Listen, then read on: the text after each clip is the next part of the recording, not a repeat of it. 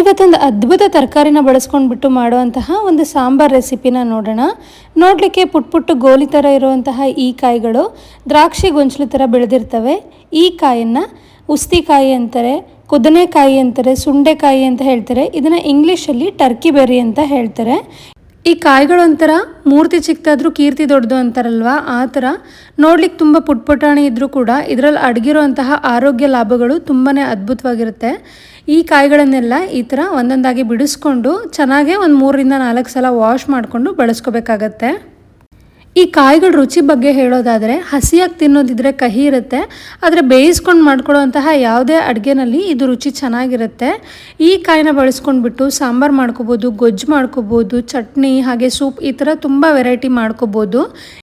ಈ ಕಾಯಿಗಳನ್ನು ಜಜ್ಜಿ ಬಳಸ್ಕೋಬೇಕಾಗತ್ತೆ ಅಥವಾ 2ಕ್ಕೆ ಹೋಳು ಮಾಡಿ ಬಳಸ್ಕೋಬೇಕಾಗತ್ತೆ. ತುಂಬ ಪುಟಾಣಿ ಇರೋದ್ರಿಂದ ಇವು ಜಜ್ಲಿಕ್ಕೆ ಕಷ್ಟ ಆಗುತ್ತಲ್ವ, ಹಾಗಾಗಿ ನಾನಿಲ್ಲೊಂದು ಪ್ಲಾಸ್ಟಿಕ್ ಕವರ್ಗೆ ಹಾಕ್ಬಿಟ್ಟು ಈ ಥರ ಜಜ್ಕೊಳ್ತಾ ಇದ್ದೀನಿ.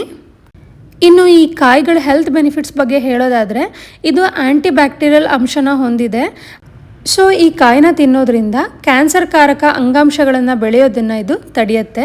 ಹಾಗಾಗಿ ಕ್ಯಾನ್ಸರ್ ರೋಗಿಗಳು ಇದನ್ನು ಬಳಸೋದ್ರಿಂದ ಆರೋಗ್ಯದಲ್ಲಿ ಸುಧಾರಣೆನ ಕಾಣ್ಬೋದು. ಈ ಕಾಯಿಗಳನ್ನೆಲ್ಲ ಜಜ್ಜಿದ ನಂತರ ಒಂದು ಬೌಲಲ್ಲಿ ತಣ್ಣೀರನ್ನ ಸೇರಿಸ್ಬಿಟ್ಟು ಕಾಯಿಗಳನ್ನು ಅದಕ್ಕೆ ಸೇರಿಸ್ಕೊಳ್ತಾ ಇದ್ದೀನಿ. ಈ ಥರ ಕೈಯಿಂದ ಕಿವುಚಿ ಚೆನ್ನಾಗಿ ತೊಳಿಬೇಕಾಗತ್ತೆ.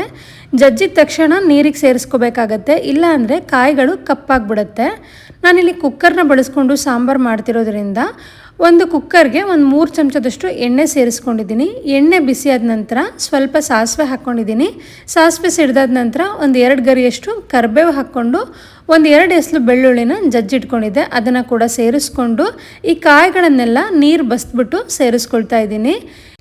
ನೋಡಿ, ಒಂದು 2ರಿಂದ 3 ನಿಮಿಷ ಅನ್ನೋಷ್ಟರಲ್ಲಿ ಕಲರ್ ಚೇಂಜ್ ಆಗ್ತಿದೆ. ಈ ಕಾಯಿಗಳನ್ನು ಒಂದು 4ರಿಂದ 5 ನಿಮಿಷವರೆಗೂ ಚೆನ್ನಾಗಿ ಎಣ್ಣೆಯಲ್ಲಿ ಫ್ರೈ ಮಾಡ್ಕೋಬೇಕಾಗತ್ತೆ. ಈ ಥರ ಮಾಡ್ಕೊಳ್ಳೋದ್ರಿಂದ ಸಾಂಬಾರು ರುಚಿ ಚೆನ್ನಾಗಿರುತ್ತೆ, ಹಾಗೆಯೇ ಕಾಯಲ್ಲಿ ಕಹಿ ಅಂಶ ಇರೋದಿಲ್ಲ. ಈ ಥರ ಚೆನ್ನಾಗಿ ಫ್ರೈ ಮಾಡ್ಕೊಂಡ ನಂತರ ಈರುಳ್ಳಿ ಸೇರಿಸ್ಕೋಬೇಕಾಗತ್ತೆ. ನಾನಿಲ್ಲಿ ಒಂದು ಮೀಡಿಯಮ್ ಸೈಜ್ ಈರುಳ್ಳಿ ತೊಗೊಂಡ್ಬಿಟ್ಟು ಸ್ವಲ್ಪ ದೊಡ್ಡದಾಗಿ ಕಟ್ ಮಾಡಿ ಇಟ್ಕೊಂಡಿದ್ದೆ, ಅದನ್ನು ಸೇರಿಸ್ಕೊಂಡಿದ್ದೀನಿ. ಜೊತೆಗೆ ಒಂದು 2 ಟೊಮೊಟೊ ಹಣ್ಣನ್ನು ಕೂಡ ದೊಡ್ಡದಾಗಿ ಕಟ್ ಮಾಡಿಕೊಂಡು ಸೇರಿಸ್ಕೊಳ್ತಾ ಇದ್ದೀನಿ. ಈ ಟೈಮಲ್ಲಿ ಒಗ್ಗರಣೆಗೆ ಬೇಕಿರೋ ಅಷ್ಟು ಮಾತ್ರ ಉಪ್ಪನ್ನು ಸೇರಿಸ್ಕೊಂಡು ಚೆನ್ನಾಗೊಮ್ಮೆ ಮಿಕ್ಸ್ ಮಾಡ್ಕೊಳ್ತಾ ಇದ್ದೀನಿ. ಇನ್ನು ಡಯಾಬಿಟಿಸ್ ಇರೋರ್ಗಂತೂ ಈ ಕಾಯಿ ಅದ್ಭುತವಾಗಿ ವರ್ಕ್ ಆಗುತ್ತೆ. ಶುಗರ್ ಕಂಟ್ರೋಲ್ ಮಾಡಬೇಕು ಅನ್ನೋರು ಈ ಕಾಯಿನ ಬಳಸ್ಕೊಂಡ್ಬಿಟ್ಟು ಸಾಂಬಾರು ಅಥವಾ ಯಾವುದಾದ್ರೂ ರೆಸಿಪಿನ ಮಾಡ್ಕೋಬೋದು. ಈಗ ಚೆನ್ನಾಗಿ ಫ್ರೈ ಮಾಡ್ಕೊಂಡ ನಂತರ ಸಾಂಬಾರು ಕ್ವಾಂಟಿಟಿ ಎಷ್ಟು ಬೇಕು ನೋಡಿಕೊಂಡು ಚೆನ್ನಾಗಿ ವಾಶ್ ಮಾಡಿ ನೆನೆಸಿಟ್ಕೊಂಡಿರುವಂತಹ ತೊಗರಿಬೇಳೆನ ಸೇರಿಸ್ಕೋಬೇಕಾಗತ್ತೆ. ನಾನಿಲ್ಲಿ ಸುಮಾರು ಒಂದು ಅರ್ಧ ಬೌಲಷ್ಟು ತೊಗರಿಬೇಳೆ ಸೇರಿಸ್ಕೊಂಡಿದ್ದೀನಿ. ಹಾಗೆಯೇ ಹಸಿ ತೆಂಗಿನಕಾಯಿ ತುರಿ 1 ಚಮಚದಷ್ಟು ಸೇರಿಸ್ಕೊಂಡ್ಬಿಟ್ಟು ಖಾರಕ್ಕೆ ಎಷ್ಟು ಬೇಕಾಗುತ್ತೆ ಅಷ್ಟು ಖಾರದ ಪುಡಿನ ಸೇರಿಸ್ಕೊಂಡು ಒಂದು 1/4 ಚಮಚದಷ್ಟು ಅರಿಶಿನ ಪುಡಿ ಇಷ್ಟನ್ನು ಸೇರಿಸ್ಬಿಟ್ಟು ಚೆನ್ನಾಗೊಮ್ಮೆ ಮಿಕ್ಸ್ ಮಾಡಿಬಿಟ್ಟು ಬೇಯಲಿಕ್ಕೆ 1.5ರಿಂದ 2 ಲೋಟದಷ್ಟು ನೀರನ್ನ ಸೇರಿಸ್ಕೊಳ್ತಾ ಇದ್ದೀನಿ. ಈ ಕಾಯಿ ಬದನೆ ಜಾತಿಗೆ ಸೇರಿರೋದು, ಯಾಕಂದರೆ ಇದ್ರ ಗಿಡ ಕೂಡ ನೋಡಲಿಕ್ಕೆ ಸೇಮ್ ಬದನೆಕಾಯಿ ಗಿಡ ಥರನೇ ಇರುತ್ತೆ. ಗಿಡದಲ್ಲಿ ಕೆಲವೊಂದು ಮುಳ್ಳುಗಳು ಕೂಡ ಇರುತ್ತೆ. ಹೆಚ್ಚಾಗಿ ಇದು ಹಳ್ಳಿ ಭಾಗದಲ್ಲಿ ಕಂಡು ಬರುತ್ತೆ ಅಂತ ಹೇಳ್ತಾರೆ. ಚೆನ್ನಾಗೊಮ್ಮೆ ಮಿಕ್ಸ್ ಮಾಡಿದ ನಂತರ ಕುಕ್ಕರ್ ಲಿಡ್ನ ಕ್ಲೋಸ್ ಮಾಡಿಬಿಟ್ಟು ಗ್ಯಾಸ್ ಫ್ಲೇಮ್ನ ಮೀಡಿಯಮಲ್ಲಿ ಇಟ್ಕೊಂಡು 2 ವಿಷಲ್ ಬರೆಸ್ಕೊಳ್ಳೋಣ. 2 ವಿಷಲ್ ಬಂದಾದ ನಂತರ ಪ್ರೆಷರ್ ಪೂರ್ತಿಯಾಗಿ ಹೋದ್ಮೇಲೆ ನೋಡ್ತಿರ್ಬೋದು ಬೇಳೆ ಎಲ್ಲ ಚೆನ್ನಾಗಿ ಬೆಂದಿದೆ. ಚೆನ್ನಾಗೊಮ್ಮೆ ಮಿಕ್ಸ್ ಮಾಡ್ಕೊಳ್ಳಿ. ಇದಕ್ಕೆ ನಾನಿನ್ನೂ ಸಾಂಬಾರು ಪುಡಿ ಏನೂ ಸೇರಿಸಿಲ್ಲ, ಹಾಗಾಗಿ ಮತ್ತೊಮ್ಮೆ ಗ್ಯಾಸ್ ಫ್ಲೇಮ್ನ ಆನ್ ಮಾಡಿಕೊಂಡು ಇದಕ್ಕೆ ಬೇಕಿರುವಂತಹ ಮಸಾಲ ಪುಡಿನ ಸೇರಿಸ್ಕೊಳ್ಳೋಣ. ನಾನಿಲ್ಲಿ ಮನೇಲಿ ಮಾಡಿರೋಂತಹ ಸಾಂಬಾರು ಪುಡಿನ ಬಳಸ್ಕೊಳ್ತಾ ಇದ್ದೀನಿ. ಸುಮಾರು 1.5 ಚಮಚದಷ್ಟು ಸಾಂಬಾರು ಪುಡಿ ಸೇರಿಸ್ಕೊಳ್ತಾ ಇದ್ದೀನಿ. ಹಾಗೆಯೇ ಸ್ವಲ್ಪ ಬೆಲ್ಲ ಹಾಕ್ಕೊಳ್ತಾ ಇದ್ದೀನಿ. ಬೆಲ್ಲ ಹಾಕೋದ್ರಿಂದ ಸಾಂಬಾರು ಟೇಸ್ಟ್ನ ಬ್ಯಾಲೆನ್ಸ್ ಮಾಡುತ್ತೆ. ಜೊತೆಗೆ ಸ್ವಲ್ಪ ಹುಣಸೆ ಹಣ್ಣಿನ ರಸ ಸೇರಿಸ್ಕೊಂಡು ಇದಿಷ್ಟನ್ನು ಹಾಕಿದ ನಂತರ ಚೆನ್ನಾಗೊಮ್ಮೆ ಮಿಕ್ಸ್ ಮಾಡಿಕೊಂಡು ಕುದಿಸ್ಕೋಬೇಕಾಗತ್ತೆ. ಈ ಟೈಮಲ್ಲಿ ನಿಮಗೆ ಕನ್ಸಿಸ್ಟೆನ್ಸಿ ನೋಡಿಕೊಂಡು ನೀರನ್ನ ಸೇರಿಸ್ಕೊಳ್ಳಿ.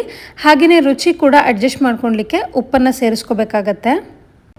ನಾನಿಲ್ಲಿ ರೈಸ್ ಜೊತೆ ತಿನ್ಲಿಕ್ಕೆ ಮಾಡ್ಕೊಳ್ತಾ ಇರೋದ್ರಿಂದ ಮತ್ತೊಂದು ಲೋಟ ನೀರು ಹಾಕ್ಕೊಂಡು ಸಾಂಬಾರು ಕನ್ಸಿಸ್ಟೆನ್ಸಿ ಮಾಡ್ಕೊಳ್ತಾ ಇದ್ದೀನಿ.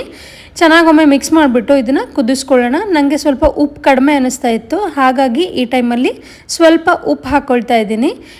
ಚೆನ್ನಾಗೊಮ್ಮೆ ಮಿಕ್ಸ್ ಮಾಡಿಬಿಟ್ಟು ಕುದಿಸ್ಕೊಳ್ಳೋಣ. ಈ ಕಾಯಲ್ಲಿ ತುಂಬಾ ಆರೋಗ್ಯಕರ ಅಂಶಗಳಿದೆ, ಸಿಗೋದು ತುಂಬ ಅಪರೂಪ. ಆದರೆ ಎಲ್ಲಾದರೂ ಸಿಕ್ಕರೆ ಖಂಡಿತವಾಗ್ಲೂ ಇದನ್ನು ಬಳಕೆ ಮಾಡಿ. ಕೊನೆಯಲ್ಲಿ ಚಿಕ್ಕದಾಗಿ ಕಟ್ ಮಾಡ್ಕೊಂಡಿರುವಂತಹ ಕೊತ್ತಂಬರಿ ಸೊಪ್ಪನ್ನ ಸೇರಿಸ್ಕೊಳ್ತಾ ಇದ್ದೀನಿ. ಈ ಕಾಯಿನ ಹೆಚ್ಚಾಗಿ ತಮಿಳುನಾಡು ಭಾಗದ ಜನಗಳು ಬಳಕೆ ಮಾಡ್ಕೊಳ್ತಾರೆ. ಅವರ ತರಕಾರಿ ಸಾಂಬಾರಲ್ಲೂ ಕೂಡ ಇದನ್ನು ಸೇರಿಸಿರ್ತಾರೆ. ಇದರಲ್ಲಿ ತುಂಬ ಔಷಧೀಯ ಗುಣಗಳಿರೋದ್ರಿಂದ ಇದನ್ನು ಔಷಧಿ ಮಾಡಲಿಕ್ಕೂ ಕೂಡ ಬಳಕೆ ಮಾಡ್ಕೊಳ್ತಾರೆ. ಸೀಸನ್ ಇದ್ದಾಗ ಮಾತ್ರ ಸಿಗೋದು ಕೂಡ ಅಪರೂಪ ಆಗಿರೋದ್ರಿಂದ ಸೀಸನ್ ಇದ್ದಾಗ ಇದನ್ನು ಚೆನ್ನಾಗಿ ಶೋಧಿಸ್ಬಿಟ್ಟು ಡ್ರೈ ಮಾಡಿ ಸ್ಟೋರ್ ಮಾಡ್ಕೊಳ್ತಾರೆ. ಗ್ರಂಥಿಗೆ ಅಂಗಡಿಲಿ ಹಾಗೆ ಆನ್ಲೈನಲ್ಲೆಲ್ಲ ಸರ್ಚ್ ಮಾಡಿದ್ರೆ ಡ್ರೈ ಆಗಿರುವಂತಹ ಸುಂಡೆಕಾಯಿ ಕೂಡ ಸಿಗುತ್ತೆ. ಅದನ್ನು ಕೂಡ ಬಳಕೆ ಮಾಡ್ಬೋದು. ನೋಡಿದ್ರಲ್ವ ಸುಂಡೆಕಾಯಿ ಸಾಂಬಾರು ಮಾಡೋದು ಹೇಗೆ, ಹಾಗೆಯೇ ಇದರ ಹೆಲ್ತ್ ಬೆನಿಫಿಟ್ಸ್ ಏನು ಅಂತ. ನಾನಿಲ್ಲಿ ಕೇವಲ ಕೆಲವೊಂದು ಹೆಲ್ತ್ ಬೆನಿಫಿಟ್ಸ್ ಮಾತ್ರ ಹೇಳಿದ್ದೀನಿ. ಇನ್ನು ಸುಮಾರಷ್ಟಿದೆ, ನೀವು ಬೇಕಂದರೆ ಸರ್ಚ್ ಮಾಡಿ ಗೊತ್ತಾಗತ್ತೆ. ನಿಮಗೇನಾದರೂ ಈ ಸುಂಡೆಕಾಯಿ ಸಾಂಬಾರು ರೆಸಿಪಿ ಹಾಗೆ ಹೆಲ್ತ್ ಬೆನಿಫಿಟ್ಸ್ ಇಷ್ಟ ಆಗಿದ್ದರೆ ಪ್ಲೀಸ್ ಒಂದು ಲೈಕ್ ಮಾಡಿ ಹಾಗೆ ಸಬ್ಸ್ಕ್ರೈಬ್ ಮಾಡಿಕೊಂಡು ಸಪೋರ್ಟ್ ಮಾಡಿ. Thank you for watching this video.